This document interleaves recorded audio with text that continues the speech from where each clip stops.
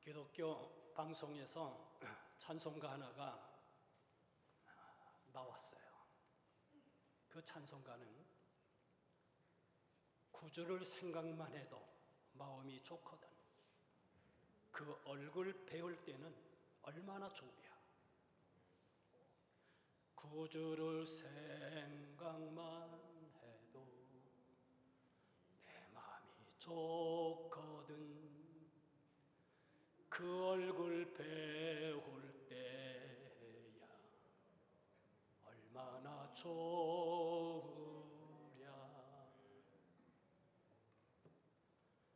마음이 뭉클해져요.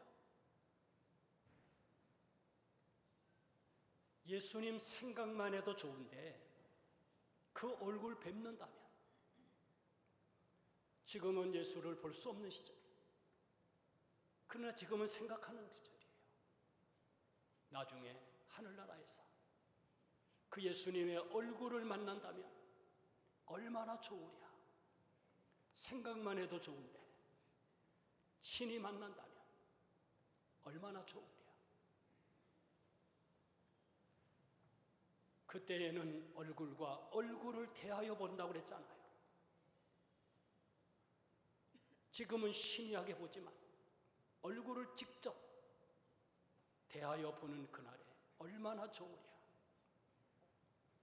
이 찬송가를 듣는데 마음이 포근해집니다. 마음에 안정감이 생기는 거예요. 그래서 저는 자주 경험합니다. 찬송가를 부르면 평안이 오고요, 기도하면 힘이 생겨요.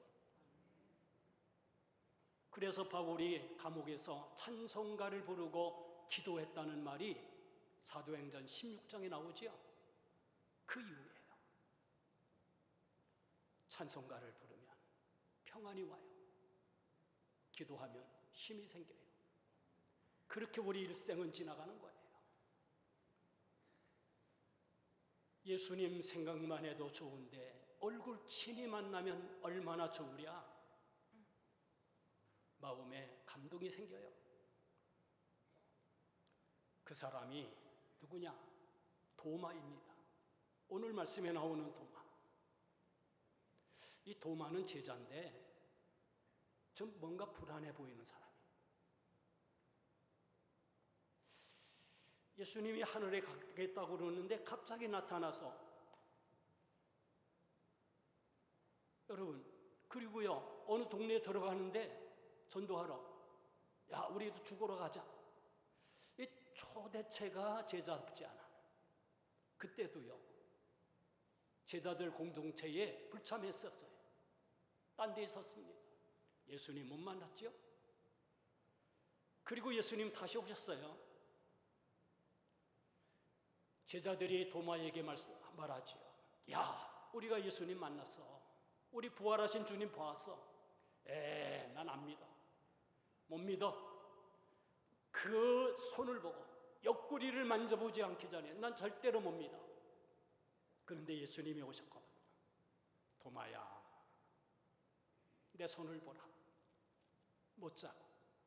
내 옆구리를 손가락 넣어봐라. 찬참 자고. 그 손과 옆구리를 보는 순간에 도마의 가슴이 열립니다. 나의 주님이시여, 나의 하나님이십니다. 눈이 열리니까요 마음이 열려요. 인식이 바뀌어지는 겁니다. 도마가 어떻게 이렇게 바뀌어졌나요? 어떻게 이렇게 고백하지요? 예수님의 손자국에, 예수님의 옆구리에 그 고통의 자국을 보고서요. 고통은 사랑입니다. 가정을 사랑하고 자녀를 사랑하는 부모는 그 험난한 세월의 고통을 이겨나가는 거예요. 왜? 자녀를 사랑하기 때문에. 아무리 말 안 듣는 딸이라도 어머니가 나를 낳을 때에 그 고통을, 그것을 깨닫는다면 돌아올 수밖에 없는 거예요. 열심히 땀 흘리는 아버지가 가족을 위해서 얼마나 일한다는 그 고통의 세월을 견뎌나가는 것을 안다면 자녀들은 효도할 수밖에 없어요. 고통이 사랑이기 때문에. 도마는 예수님의 손에서 예수님의 십자가의 고통을 보았어요. 옆구리에서 예수님의 죽으심의 의미를 알게 된 거예요. 그래서 고백하죠. 나의 주님이십니다. 나의 하나님이십니다. 가슴이 열리고 눈이 열리고 마음이 바뀌어지는 거예요. 그것이 도마가 찾은 예수님 그 인생의 정답이라고 하는 말입니다. 시험지를 받아들면 오답도 있고 정답도 있어요. 우리는 숱하게 오답을 씁니다. 좋아요. 그러나 종교 문제, 구원의 문제, 영생의 문제에서는 오답을 쓰면 안 돼요. 그건 멸망이기 때문에. 뭣도 좋고 어느 종교도 똑같고 뭐도 가도 괜찮고 전부 오답이에요. 성경은 말합니다. 예수님만이 진리시라. 예수님만이 길이시다. 예수님만이 생명이십니다. 그게 정답이에요. 도마는 그 정답을 찾은 것입니다. 그래서 오늘 설교 제목 예수 내 인생의 정답이 된 겁니다.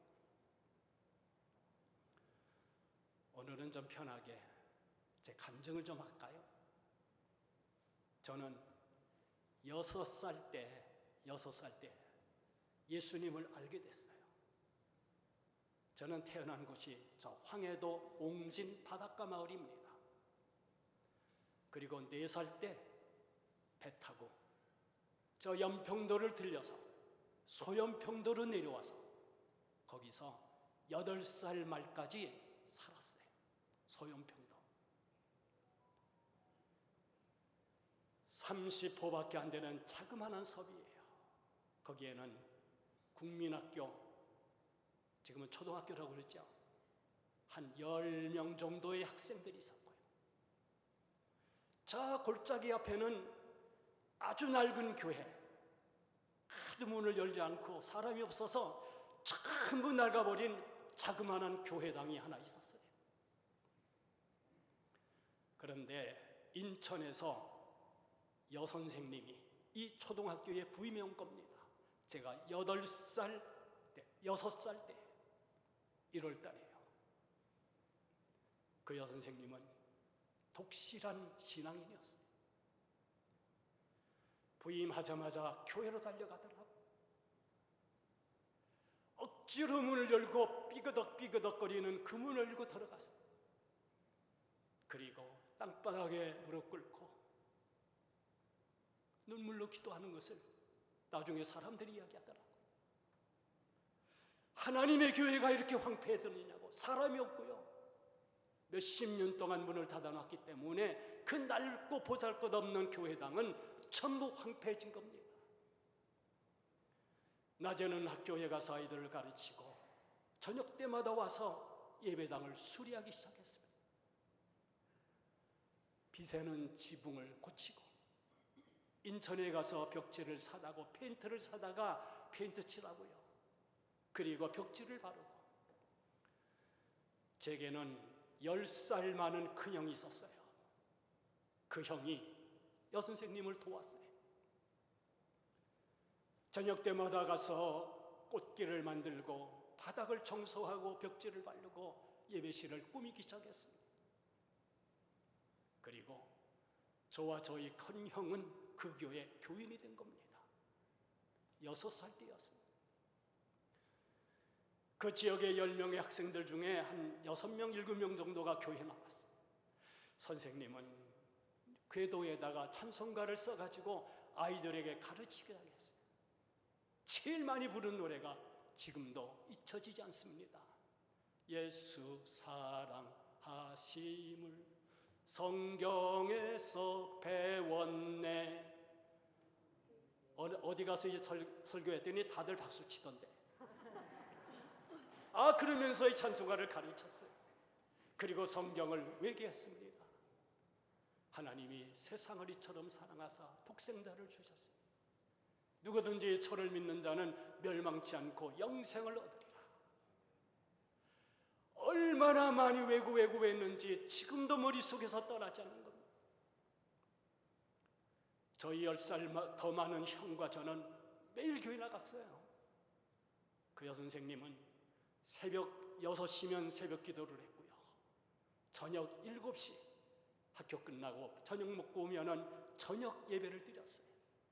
그분 인도했어요. 열심히 배웠습니다.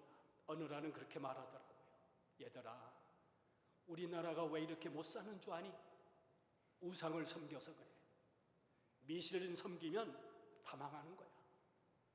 하나님을 믿어야 하나님이 축복해 주시는 것 같다. 어린 가슴에 그 말씀이 가슴에 와닿는 거예요. 그거는 움직일 수 없는 진리였고 그것은 흔들 수 없는 진리였어요. 저는 그때 내 인생의 정답이 예수님이라는 것을 어렴풋이 깨닫게 된 겁니다. 우리는 숱하게 오답을 쓰며 살아가지요. 여러분, 이 천체 말입니다. 옛날에는요, 태양을 중심으로 지구가 돈다고 생각하지 않았어요. 하늘에 태양이 돈다고 생각했어요. 천동설. 그게 오답입니다. 철저한 오답이었지요. 코페르니쿠스에서 갈릴레오, 케플러에 이어지는 지구가 돈다, 별이 돈다는 것을 발견해낸 것이 정답인 겁니다. 이러한 오답은 괜찮아요. 예수님만이 우리의 생명이고 그분이 우리의 주님이시고 그분이 우리의 하나님이시다. 이 거룩한 물음의 답이야말로 정답이 되는 거예요. 그분은 나의 길이요 진리요 생명이시라. 도마가 그것을 깨달았습니다. 그는 고백합니다. 주님은, 당신은 나의 주님이시여 나의 하나님이십니다. 저는 소영평에서 예수를 알게 됐어요. 어느 날 누가 와서 알려줘요. 여선생님이 마을 전도 나갔다가 술 취한 사람에게 매를 맞아가지고 쓰러졌다고. 저희 형하고 제가 막 달려가 보니까 피를 흘리고 쓰러져 있는 거예요. 예수 싫다, 전도하지 말라, 그런 의미였어요. 얼른 선생님이 자취하던 작은 방에 뉘고 그리고서는 보살펴 드렸는데 다 일어나더니만 눈물을 흘리면서 울면서 이렇게 말하는 겁니다. 그 남자가 불쌍해. 그 영혼이 불쌍해. 그 남자가 불쌍해. 눈물 흘리며 울면서요. 거기에서 우리 형님이 충격을 받은 거예요. 자기를 위해서 우는 게 아니라 다른 사람을 위해서 울다니. 그게 사랑입니다. 나를 위해서 눈물 흘리는 게 아니라 다른 사람의 어려운 사람을 위해서 눈물 흘릴 수 있는 사람, 그게 예수님의 사랑 아니겠어요? 그 눈물이 우리에게 있느냐 말입니다. 집으로 돌아오는 길에 10살 많은 우리 형은 제게 이렇게 이야기합니다. 동생아. 저 형은 제 이름을 부른 적이 없어요. 언제나 동생아 이렇게 불렀어요. 동생아, 너 선생님의 눈물 봤지? 그게 바로 예수님의 마음일 거야. 어떤 누구도 저주하지 않고 어떤 누구도 무시하지 않고 비록 자기를 때린 사람일지라도 위에서 울어줄 수 있는 그 마음이 예수님의 마음일 거야. 그 다음 날 저희 형은 저를 불러서 이렇게 이야기해요. 동생아, 나 이제 이 섬을 탈출할 거다. 이 좁은 소연평도를 벗어나서 서울로 올라갈 거야. 그 다음에 말한 한마디 말이 제 마음속에 지금도 가슴에 박혀 있어요. 왜 소연평도를 나가느냐? 예수님을 더 잘 알기 위해서. 난 예수님을 더 잘 믿고 싶어. 그래서 이 좁은 곳을 떠나려고 그런다. 그리고 일주일 만에 조금 항구에서 생선 거들고 받았던 돈, 고구마 팔았던 돈 쭉 모아가지고는 그리고 서울로 가버렸어요. 우리 어머니는요, 얼마나 미신을 잘 믿는지. 우리 집 작은 뒤뜰 저 구석에는 그 무슨 미신 섬기는 어떤 것들이 있었어요. 근데 우리 형님이 그것을 전부 깨버리고 서울로 도망간 거예요. 그게, 놀라지 마세요, 우리 가정이 그 섬에서 나오게 된 동기가 된 겁니다. 형은 편지 하나를 써고 갔어요. 선생님에게도 편지 한 장을 남겼어요. 그 편지는 나중에 알았습니다마는 이렇게 쓰여져 있었다고 합니다. 어머니, 아버지, 2년 후에 오겠습니다. 그때 다 모시고 도시로 가겠습니다. 서울로 간 저희 형은 어느 장로님이 운영하는 공장에 가가지고 2년 6개월 동안을 정말 열심히 일을 했어요. 잠은 어디서 잤느냐? 서울 제1한강교 옆에 있던 노량진 교회, 모교입니다. 거기가. 그 교회 기도실 하나를 얻어서 거기서 숙실하면서, 저도 기도실 가봤습니다마는 작은 기도실이었어요. 개인 기도실. 목사님에게 허락을 받아서 그곳에서 밥 끓여 먹고, 그리고 잠자면서 낮에는 공장에 가서 일을 하고 새벽에는 교인들과 함께 새벽 기도 드리면서 2년여 동안을 열심히 일하고 열심히 믿었어요. 그리고 정확하게 2년 6개월 만에 그가 약속한 대로 소연평도로 돌아왔어요. 그리고 우리 가정은 그리고 열흘 만에 모든 짐을 다 남에게 주고 조금만 것만 정리하고 인천으로 와서 거기서 트럭 타고 서울로 오게 된 겁니다. 와보니까 서울특별시 영등포구 본동 산 7번지에 있는 산동네 방 2칸짜리 작은 방, 그것을 사놨던 겁니다. 거기 입주하게 됐죠. 저는 지금 생각합니다. 그때 탈출하지 않았다면 어떻게 됐을까? 지금도 조기 잡고 꽃게 잡으면서 혹시 살고 있지는 않을까?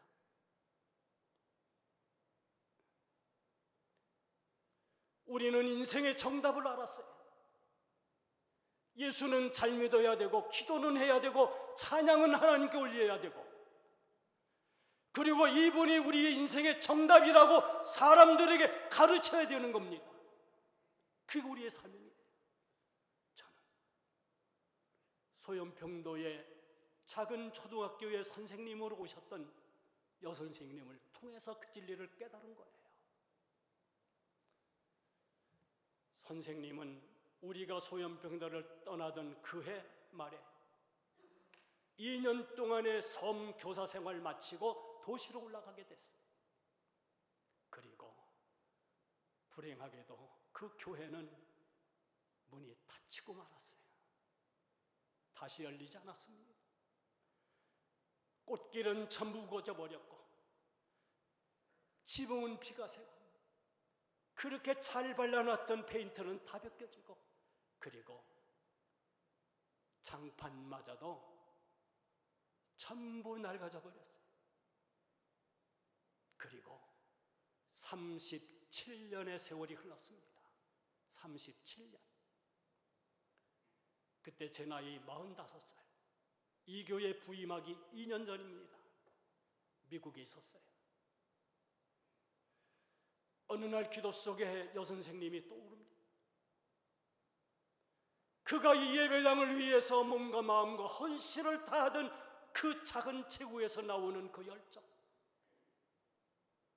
우리에게 예수님만이 진리요, 예수님만이 생명이요, 예수님만이 우리의 구원이라고 가르쳐 주시던 선생님 목소리, 그분이 기도 속에 떠오르는 것.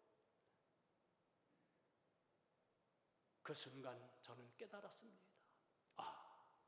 소염평도에 교회를 다시 세워야겠구나. 37년 만에 저는 미국에서 저희 어머니에게 전화를 드렸어요. 장거리 전화를. 어머니, 우리 정신적인 고향 소염평도 어머니가 가십시오. 그리고 교회를 건축하십시오. 저희 어머니가 이 소염평도에 들어갈 때 나이는 75세였습니다. 75세. 그리고 절에 있던 골짜기가 아니라 전 사면이 보이는 언덕 위 해병대 1개 분대가 주둔해 있던 바로 밑에 땅을 구입하고 거기다가 예배실을, 교회당을 건축하기 시작했어요. 수고한 사람에게 고생했다는 말을 하지 않는 겁니다만 우리 어머니 무지하게 고생했어요. 인천에서 자재 싣고 그걸 배에 태우고 6시간에 걸려서 소염평도로 와가지고 그걸 항구에 내려가지고 그 언덕까지 끌어올리고 말이에요. 그리고 예배실과 사택을 짓고 전부 보일러를 깔고 피아노까지 전부 갖춰놨어요.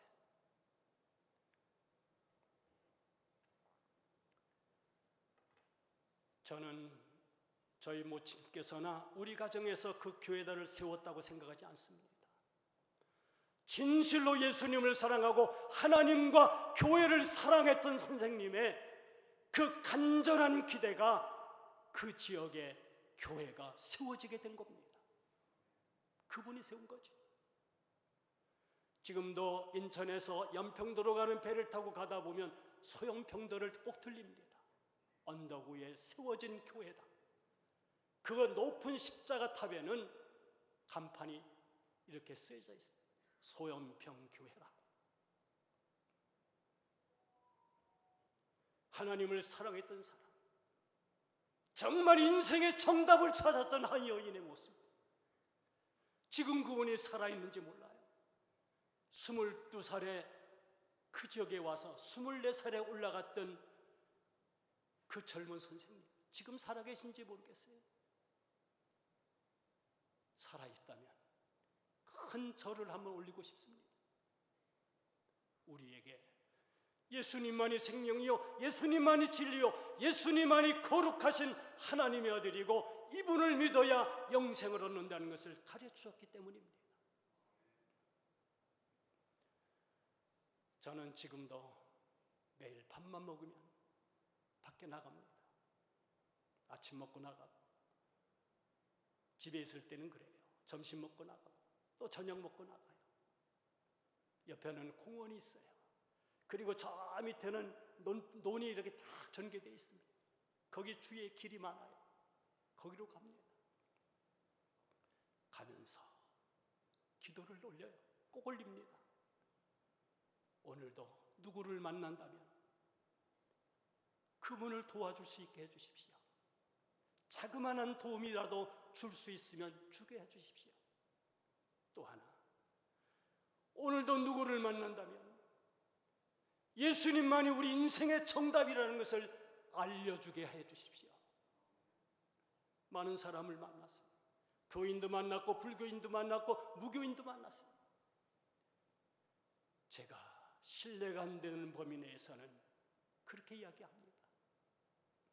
구덩이에 빠진 할머니를 도와준 적도 있었고요. 강아지가 죽어서 슬퍼하는 할머니에게 앞에 교회 가서 예배드리고 교인들과 사귀도록 그렇게 이끌어준 적도 있어요. 친하게 지내던 90세 할아버지가 돌아갔을 때에 같이 장례를 도운 적도 있어요. 매일 기도하는 겁니다. 내가 찾은 인생의 정답, 내 인생의 정답 예수님을 오늘도 가르쳐주고 알려주고 사랑하게 해주세요.